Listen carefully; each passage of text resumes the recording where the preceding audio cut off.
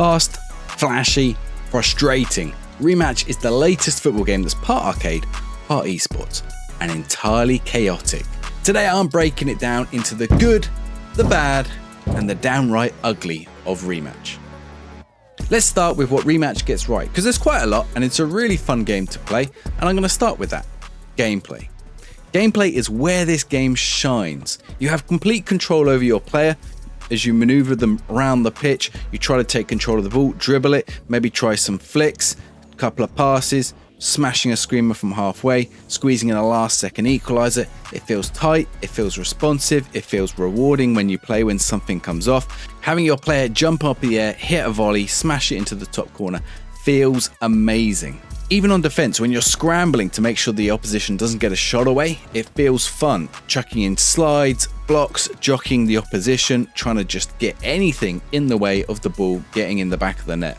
There are a few gameplay concerns, mainly to do with how other players play. Dribbling is pretty good in the game, but a lot of players seem to have forgotten how to pass. And across the Steam forums, Reddit, and other places, this has become a common complaint among the players. But the gameplay sort of feels natural. It feels a little bit less chaotic than something you might compare it to, like Rocket League. You have a little more control over your player than you would in something like EAFC's Volta mode, but you have a little more control over the ball than you would in something like Rocket League, where you're just slamming your car into the ball. The controls strike a sweet little balance. They're quite easy to learn, but they're definitely tough to master, and you can see that there is going to be a learning curve here, but it's fun enough to play as a beginner that you're going to enjoy yourself even if you're jumping in for the first time. The physics in the game aren't ultra realistic like perhaps they are a little bit in Rocket League with the floaty ball. The ball pings around a little bit and it can snap to players, particularly the goalkeepers if you take a shot and a goalkeeper's dive, but it adds to the charm of the game. You don't know if the goal's in until it's actually in the net. You can't quite just catch a goalkeeper out by millimeters. You've got to get it just right and hope that the goalkeeper goes the wrong way. In terms of the tactical gameplay, 5v5 is where the game really shines. Most of the games of 5v5 that I managed to play were really close, many of them 0-0 or 1-1 going into the final few seconds and pushing the game into overtime, which could often go several minutes. It made it feel like there was a good balance between the defensive actions and those of the attackers, and the fact that even if a player managed to chip the ball over you and run past you, there was still a chance you could recover, put in a last second slide, get in a last second block and prevent the goal from happening. So there's a mixture of chaos and order to the way that the gameplay sort of emerges. Teams often take on natural formations, maybe one or two players sitting back as the defensive players and a couple of players rushing forward to try and get the goal, and one player, hopefully, if your team is playing well, staying back. 3v3 obviously feels a bit more fluid, and it can be really tempting in a 3v3 game for the goalkeeper to rush out, but you got to be really careful to not lose the ball and leave your goal exposed to a long range shot if the opposition managed to get hold of the ball. And that leads me on to my second good, which is the team play and the squad play within the game.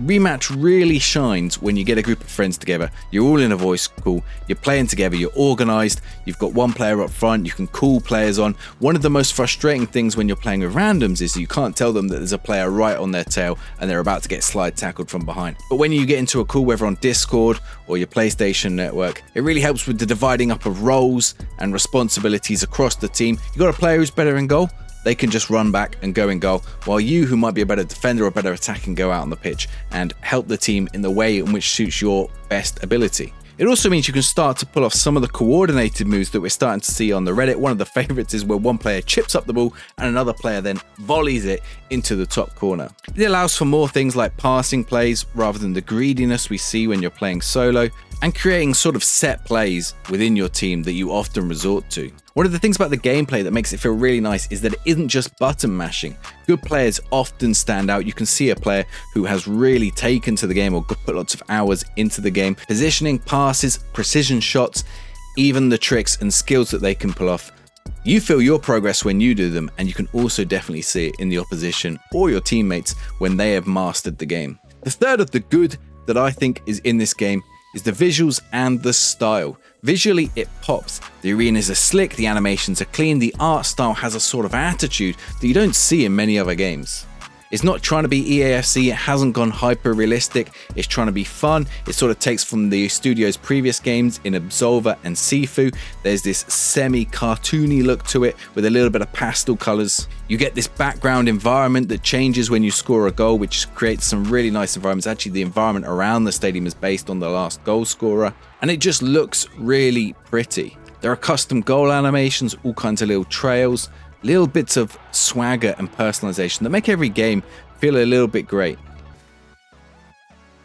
But there is also the bad in the game. Rematch definitely has its weak spots, and they're pretty hard to ignore. The price tag, let's talk cost. Rematch is a full-priced game. What we've got at launch sort of feels a bit more like early access. There's things that are missing from the game. There's not loads of content in the game at the minute. The only mode that is available is the same match, but in 3 different forms. No bots, no solo play. At the minute, there's very few customization options and a content drip feed feel through the season pass. Compared to something like Rocket League, which is free to play with years of polish, this feels like a tough ask to get new players into the game. It even launched with 3 different versions, some of which came with early access and extra season passes, but it's still a lot pricier than many of its competitors. You can go play Rocket League right now for free. EAFC is obviously not free, but at this time of year, it's pretty cheap to get into, or it's on many of the subscription services, or something like eFootball Pro Evolution Soccer that is now also completely free. Now, obviously, this game is not the same as those games. It's not trying to be the same. It's trying to be its own thing in its own little world. But it is going to compete against those and other squad-based games that are out and free to play at the moment. Now, I'm not opposed to a price tag up front. I think done well, if a game is worth it, then ultimately it's worth it. And this is a fun game. But that brings me to bad point number 2, which is the cosmetics. Cosmetics are meant to be fun, they're meant to be interesting, you're meant to be able to design your player to look sort of unique, but while there is a great art style to this game, many of the cosmetics and unlockables, whether through the season pass or through the regular customization menus, feel bland, feel simple, don't allow for great customization of your character. As of launch, there are only 2 skins in the game that aren't your default customizer character, one of which is the coach character, and I believe this might have been a beta reward, and the second of which is Ronaldinho, who you have to pay extra for. And then it starts to sting even more when, if you want to make your character look even remotely different and interesting, you have to go through the season pass, but we will come back to that season pass very shortly. The final part of the bad, the matchmaking at present. The game has done very, very well. It has sold over 3 million copies, but nothing kills your momentum like bad matchmaking. Despite the popularity of the game, you could be queuing for several minutes just for the game to chuck you back to the main menu. Oftentimes, you're just flicking between modes just to try and get into a game, rather than waiting your whole evening for a 5v5 or a 4v4 to show up. The matchmaking doesn't quite feel optimized. Sometimes you'll get into games where the ping isn't as great with the opposition. So this is definitely something which they can improve, and they're looking to improve. But right now, it's a bit of a problem with the game. And now the real problem areas with the game, the parts of Rematch that go from annoying to downright ugly. And one of the things that annoyed me most about Rematch is the monetization of the game. Rematch can't decide what it wants to be. It's a paid game, but it's absolutely riddled with free-to-play monetization tactics. Now, while it isn't really pushing those microtransactions, there's a season pass to which you have to unlock the content in, and there's a premium currency. In fact, there are 4 different currencies shown on the store screen, all of which are somewhat earnable in-game and through the season pass, but if you really want to unlock the best items such as Ronaldinho, you are going to have to pay extra either for the season pass and grind all the way through that, or pay up front for some extra coins. And of course, they've done that old tactic of where the number of coins you get when you buy them through the store is more than you need for the skin that you'd want. So you can only buy a bundle of 1,100 coins, and of course Ronaldinho costs 1,000 coins. So you'll see paywalls around emotes, around customization items, around stadiums. There's even some licensed items in the game, such as this Balenciaga hat, which I don't really know why that's there. Maybe it's not for me, but it seems weird to put that in there. Okay, that one's one of the free unlocks in the season pass, but it just feels like just give it to free for everyone if you're getting a paid promotion from a brand to put their products into the game. And it just feels like there's too much going on in the terms of currency, in terms of monetization in a game that you've already paid for, particularly if you also paid for early access to the game. So it's aggressively monetized, and okay, the game is free via Game Pass, but it's not free in other services. It's not free on PlayStation Plus. People who want to play it on Steam, people who want to play it on Epic, they also have to pay for it. One of the other problems with the season pass is the unlocking is very, very slow. It takes a long time to get to the next step. You seem to have to play a lot of games to get any kind of progression. It's about an hour's worth of play to get anywhere, which really slows down when you're not really unlocking very much. You're unlocking maybe a slightly different shape of shorts. Like you have these shorts where or maybe one leg is slightly longer than the other, or it's got a little bit cut out of it, or you have a pair of shin pads that look just a slightly different shape to another pair of shin pads. These aren't exciting unlocks. Like the customization you can do with them is kind of limited, and it doesn't make for an exciting character creation. In addition to the matchmaking, as of right now, there is no crossplay. It is supposed to be coming, and they did promise it before launch. So some people who wanted to play crossplay, it's not there at launch. So if you're on PlayStation, you can't play with Steam. If you're on Steam, you can't play with Xbox Game Pass, including PC Game Pass or Epic. All the different services are separate. So right now, you want to play with your friends, you all have to get the game on the same platform. If it was a free game, that wouldn't matter so much because you could just all go on the same platform and pick it up, assuming you have the same platform available to you. But as it's a paid game, if you want to play with your friends and you're on different platforms, you might have to pay multiple times for the game just to play with your friends who are on different platforms to each other. And the final part of the ugly, and this isn't really on the devs, but it's a commonplace problem in these kind of online squad-based games: the community and the toxicity. Sadly, as with this kind of game, the community can be rough. Ranked mode can be filled with flame wars, early leavers, players who'd rather just shout at their teammates and blame their teammates for everything. You better hope you don't make a mistake, because if you make a mistake, your teammates can say some absolutely vile things. The voice chat is unmoderated. There is no in-game text chat, maybe thankfully, but the voice chat is unmoderated, and even some of the player names on some platforms are racist, sexist, homophobic, etc., and there's no way of reporting them. Sure, you can mute your teammates, but in a game like this, you sort of want them unmuted, or maybe you don't, given the toxicity, and at that point, the damage is already done.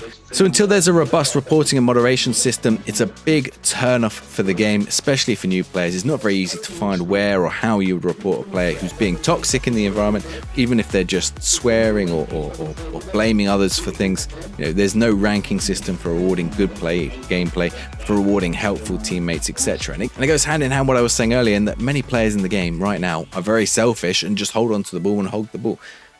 It's going to become a very, very toxic environment, as all these kind of games do. But without a moderation system, it's only going to get worse.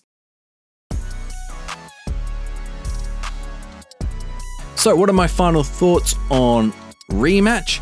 I think it's got the foundations of something really, really good. The gameplay is certainly very fun. It's certainly good to go back to. I do worry about the longevity of the game, whether people are going to get tired of this very, very quickly, or if it's got any legs. And if it's going to have legs, it's going to need some new content soon. I don't know whether that comes in the form of skins, and that'll be interesting what kind of skins they give. Obviously, a lot of people are calling for things like Blue Lock and some of the anime series. Other people are calling for things like some actual players to get them into the game. Obviously, Ronaldinho is the only one that's in the game right now, and he's obviously a nice fit for the game. He has the sort of vibe. Although I don't think a lot of the younger players that maybe are some of the target demographic are familiar with Ronaldinho. They wouldn't have grown up in the era of the Ronaldinho hype around his YouTube videos and the great stuff that happened in the mid-2000s Ronaldinho. So I think if they want this to last, they're going to have to clean up the monetization. I can't see them changing the monetization because they're going to need to support the servers as they go. I can see this game being rolled out, not completely free to play, but it will probably end up on some services like PlayStation Plus and maybe Nintendo Online in the next few years. Maybe given out as one of the free Amazon Prime or Epic Games games. I don't think it will go fully free to play for a while, but I do definitely think they need to up their offerings in the monetization, maybe more customization of things like stadiums. So whether they need to add more licensed stuff to the season pass, and I think if the game is particularly popular, that's going to be easier for them to do. They can take the game and they can go to the people they need to license from and say, hey, this is really popular. Can we put your product in our game? Can we put your anime characters in our game? Can we put your Star Wars Stormtrooper in our Rematch game? I mean, like, I'm not opposed to the idea. Like, it's a fun game. It's out there anyway. Like, the goals blow up and you're in the middle of a desert. Like, let's not imagine we're in a realistic game here. So yeah, but if they clean up that monetization, build better matchmaking, and tame the community, I think Rematch could be the next Rocket League. Could be. So what's your take? Is Rematch a game that you're going to stick with? Have you been enjoying playing it? I've been enjoying playing it. I mean, that's what makes this hard to say that there's bad and there's ugly in the game. I can see myself burning out if they don't fix it pretty quick. But let me know your thoughts down in the comments. And if you want to check out some other videos, I've got one here from when I was over in the beta. Actually, quite a lot's changed in the beta. Things like goalkeepers and stuff have got better. Or you can check out my other football videos here. I've been playing loads of little football games, loads of little strange little games. There's even one called Football Heroes League, which is strangely similar to Rematch and is free to play.